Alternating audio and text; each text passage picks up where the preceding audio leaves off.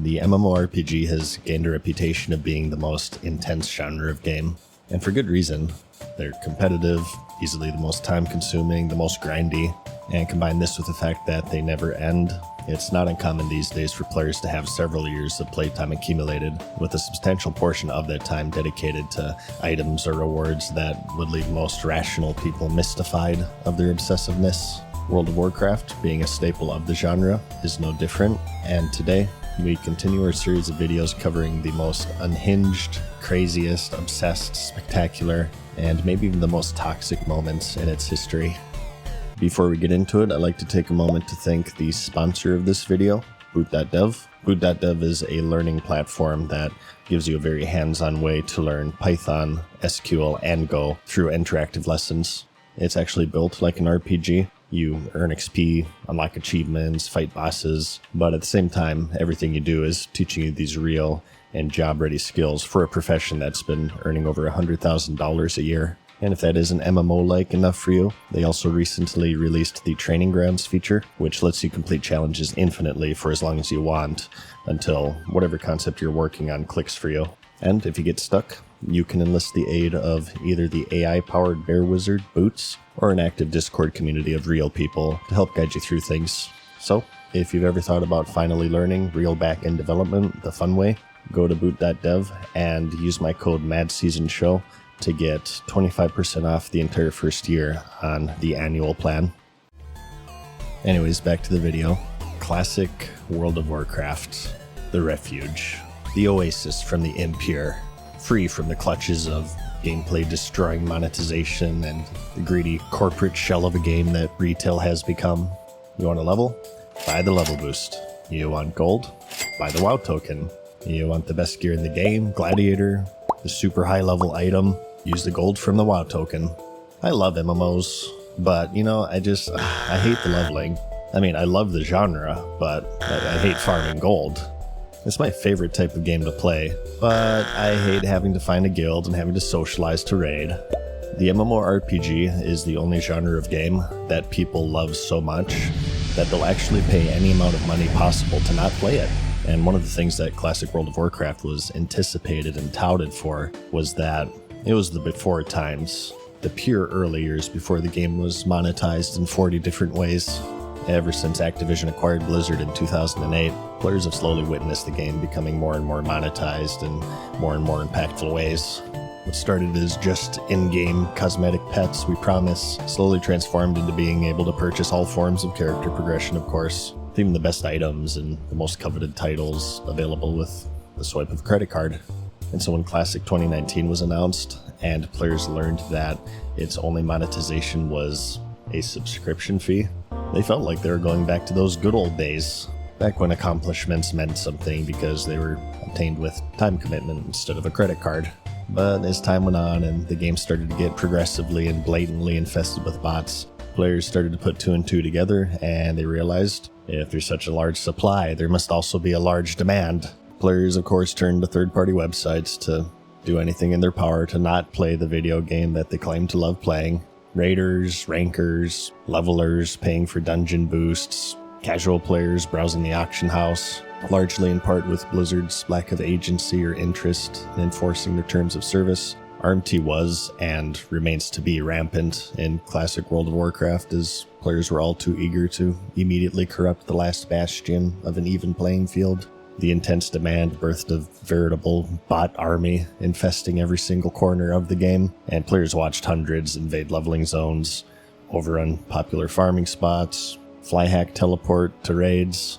They would be abused in boost runs, where mages would gather up hundreds of mobs in a dungeon to AoE them all at once. Often this was done with cheating software. They would create these automatically ran scripts that would perform their routes for them, or just straight up teleport hack, as players who yearned for the good old days of meaningful leveling and questing AFK'd at the entrance, paying with gold that they bought with the credit card, essentially purchasing a level boost in all but name. It was particularly rampant within the raiding community, as with vanilla and its balance being in the Wild West, consumables played a huge role in the endgame. Months of raiding wore on many players as they turned towards swiping in order to maintain the costly upkeep. And not only that, but As time went on and raids became more and more puggable, GDKP runs would become more and more common. Short for gold dragon killing points, which makes no sense, by the way. Items in these raids would be auctioned off in a bidding war between the players, and at the end, the pot would be split evenly amongst the raid. For some, it was an interesting way to earn gold while participating in their favorite activity, and for others, the pipeline to achieve the best gear in the game by swiping a credit card, just like the retail version of the game, culminating with this now infamous screenshot of a player paying near gold cap for Gressel, which is the best in slot one-hander for DPS warriors. These GDKP runs would soon take over the game, even prompting enough demand for Blizzard to ban them in future reruns, though they're still in the 2019 line of the game and they remain to be quite dominant. And so, the combined efforts of the players themselves and the lack of moderation on Blizzard's part, one of the things that chased players away from the retail version of the game is now fully integrated into the culture of what was supposed to be an escape, with this screenshot serving as a monument that time is an endless circle and all roads eventually lead to the same place. Usually in response to that, people will say it's gatekeeping, completely ignoring the fact that it's a multiplayer game and all progress is relative. Not that you would expect somebody who pays other people to play 90% of the game for them to understand the genre, but if you really want to talk about gatekeeping, you haven't seen anything yet. The build-up to Classic's release was one of the most intense moments in the Blizzard community's history. Fueled by distrust of the modern developers, the pre-launch for the 2019 run was dominated by the no changes movement. The raids, class balance or lack thereof, items, reputations, the PvP system, world buffs. They wanted the original game as close as humanly possible. Any and everything, from blob shadows to the classic water, to even introducing artificial lag to match the limited technological infrastructure of the mid-2000s. Today, this crowd has mellowed out quite a bit, especially after the death blow that was delivered via paid level boosts. Told you so, by the way. But anyone who is active during the lead up to the game will recall just how intense it was, and anyone suggesting any change, no matter how minor it may have been, were immediately drawn and quartered, as the majority of the player base believed that the best thing that Blizzard could do for the game was to not touch it. But that's not the unhinged part. Obviously, one of the things that has changed since 2004 that's outside of Blizzard's and the player's control is the world surrounding the game.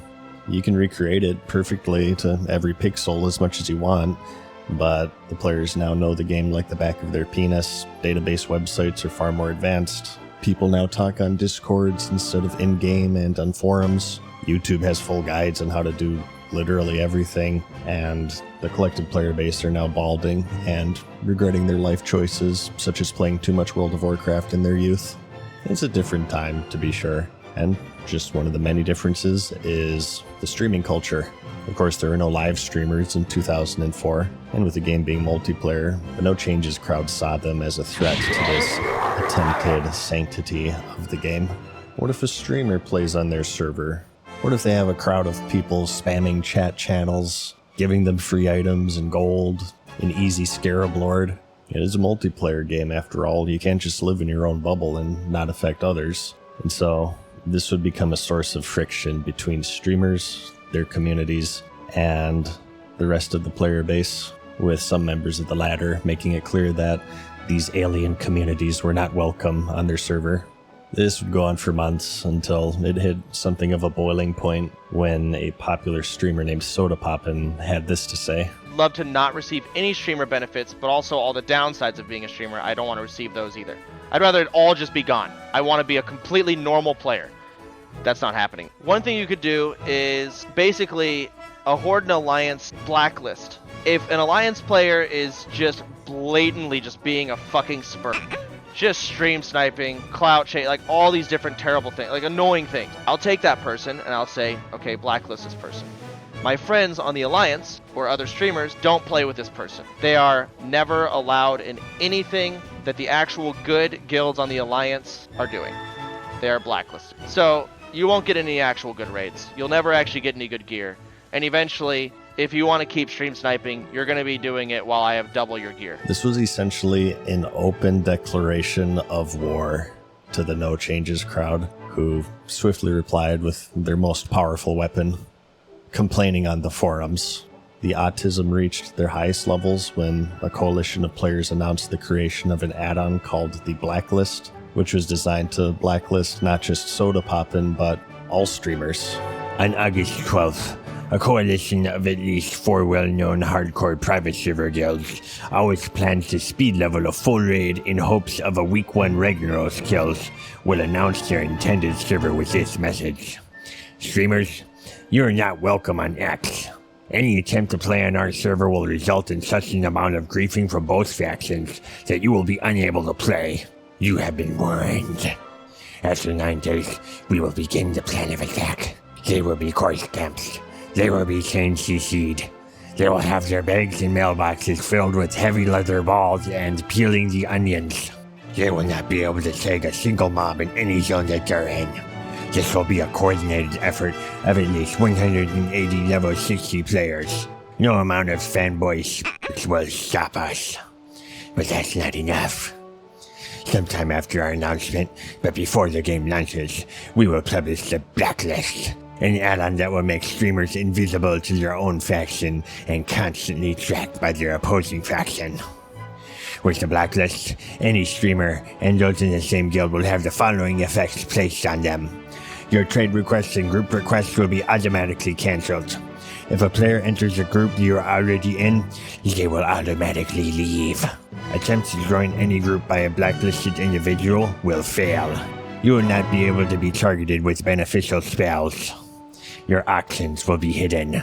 Your chat in all channels, including say, yell, and whisper, will not appear anywhere to anyone.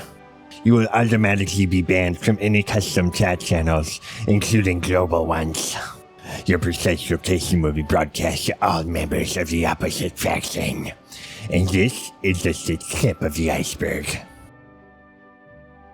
It goes on to say that incentives such as gold or gear would be offered to participating guilds, and even those who refused to participate would be added to the blacklist, marking the peak of one of the most embarrassing moments in the game's history, which is kind of saying a lot.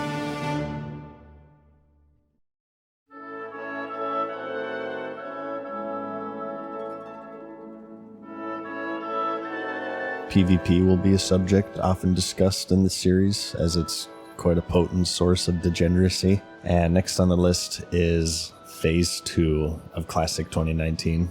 When Blizzard re-released Classic World of Warcraft, they implemented something of a schedule of content releases.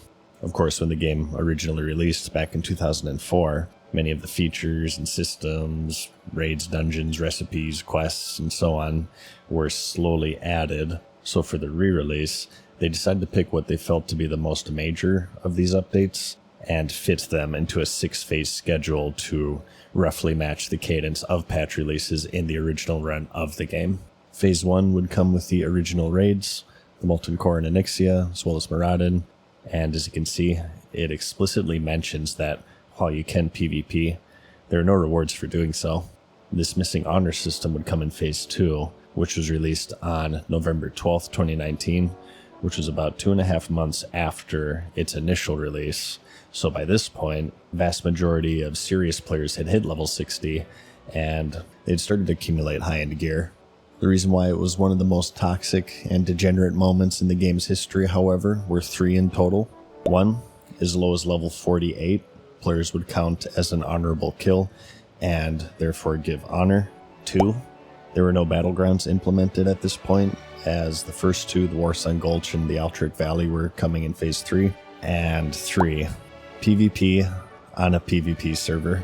Well, that is if you count PvP as groups of 10, 20, 30 plus roaming around, corpse camping level 48s in Fellwood, and rogue stalking flight points to gank people who went AFK to take a shit. If you were on a PvP server during this time, even if you were a solo level 60, it was like the Purge movies, where people are allowed to freely hunt each other without legal repercussions for 24 hours. The world was uninhabitable solo. PvP hotspots that happened to hold dungeons, like the Blackrock Depths and the Blackrock Mountain, was a corpse run marathon, turning the travel time from 5 minutes to 50.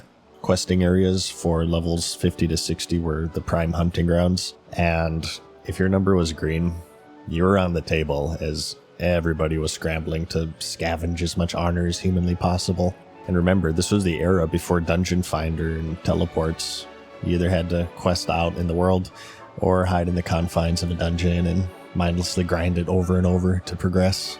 You'd have actual raids patrolling across entire zones in circles, hunting levelers, and another one waiting at the graveyard in case they took resurrection sickness. When the honor system first released in 2005, it wasn't like this because no one really understood the game, but by 2020, the game obviously has been microanalyzed and hyper-optimized, and the optimal way to rank during this period was to corpse camp people until they logged off. It was truly one of the rattiest times in the game's history. The casual players just started to straight up quit. Forums and third-party websites were overflowing with salt, and many point towards this moment as a major hemorrhaging of the casual player base on PvP servers, as the game was essentially unplayable. Some people will say, "What are you talking about? This looks awesome," which it is in some senses. In a way, it's rather interesting and unique to have such danger roaming about the world, but the problem was it ended up being incredibly damaging to the game because it was at this moment that the servers became incredibly imbalanced. Servers with even small discrepancies between the factions, such as 60-40, would eventually slide to 70-30 and then 80-20 because the undermanned faction simply couldn't play the game. This would cause players to transfer en masse off of underdog factions, and not only that, they would transfer to servers where their faction was the majority until 90% of the active servers became imbalanced to the point to where you couldn't even find raiding guilds. Major cities would be taken over by the opposite faction, so as interesting as it all was, it was also a very damaging moment for the game as people watched their communities, which was one of the major draws of Classic, slowly fade away and fracture under this pressure of severe imbalance. It was so bad that Blizzard ended up actually releasing the Warsong Gulch and Altric Valley Battlegrounds 2 months ahead of time before Phase 3, which relieved the craziness going on in the world as the primary means of farming honor were now battlegrounds, so people could AFK in Altric Valley to rank, which was a different but equally ratty form of PvP that they loved so much. But even still, the damage was done, as the world of the MMO saw yet another example of how the players must be protected from themselves. Dude, you need to calm down. No one's fucking yelling at you, so you need to stop yelling at us. Okay? We're all cool here, alright, man? Hey, you! Shut your fucking mouth! Break your fucking oh, fuck you! Next, we're going to take a little field trip, and that's Millie from the Dark Age of Camelot. And this one I have to include purely on its insanity. It isn't related to World of Warcraft, but it is often incorrectly attributed to it, and that's the Cloud Song incident. Hey, I know you're part of the motherfuckers! You fucking stole my Cloud Song! If I ever find out where you live, I'm gonna fucking kill you! This is a true archaeological find dating back to the prehistoric era, even before YouTube existed. It first popped up on the Dinosaur Playground, YTMND, short for You're the Man Now, Dog. You're the man now, dog! Yeah, this is where memes were created. There wasn't even any video, it was just still images with audio attached to them. The reason why this was incorrectly attributed to World of Warcraft was because the person who posted it used an image from WoW. Bro, I know you're part of those motherfuckers who rolled over to AS the other day and fucking zerged my Cloud Song! I swear to fucking God! The Cloud Song that her crestfallen subject is referring to is actually from another legendary MMO called the Dark Age of Camelot. It was a caster cloak. I'm not even going to pretend what these stats mean. I'm sure someone in the comments will be able to cover my lack of knowledge here. But just know that at some point, this was the best caster cloak in the game. Calm down, dude. It's just a fucking game. Hey, fuck you, Griffin! You're talking shit, you fucking little bitch! Fuck you! The context and circumstances behind the event are a mystery, but considering how the accused doesn't deny the act of thievery, it's assumed that he was somehow able to steal this coveted cloak in some way. But anyways, dude, Millie, if that's your name, I don't know if it is, you need to fucking calm down a little bit, dude. You listen up and you listen to me, you little motherfucker! You say one more fucking thing, I'm gonna find out where you live, I'm gonna break your fucking nose! Bro, you don't even know where I live. The clip became so infamous that it's overtaken the cloak itself, as searching for it will often return results of the mental breakdown rather than Cloud Song itself. It was kind of used to display the mental instability of the MMO player base, and today goes down as one of the most unhinged moments in MMORPG history. Glenn, you fucking talking shit! Fuck you, Brooklyn! Fuck you! You're not shit! I fucking own the VN boards! You fucking pussy! Hey, who's just fucking muting me? Who's fucking muting me?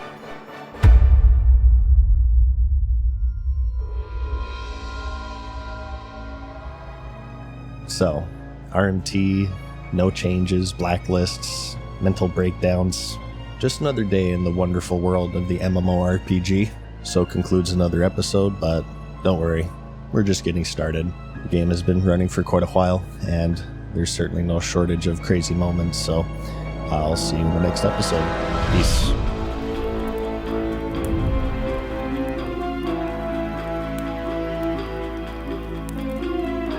Farewell for now, mortals. We hope you enjoyed today's video. See you again.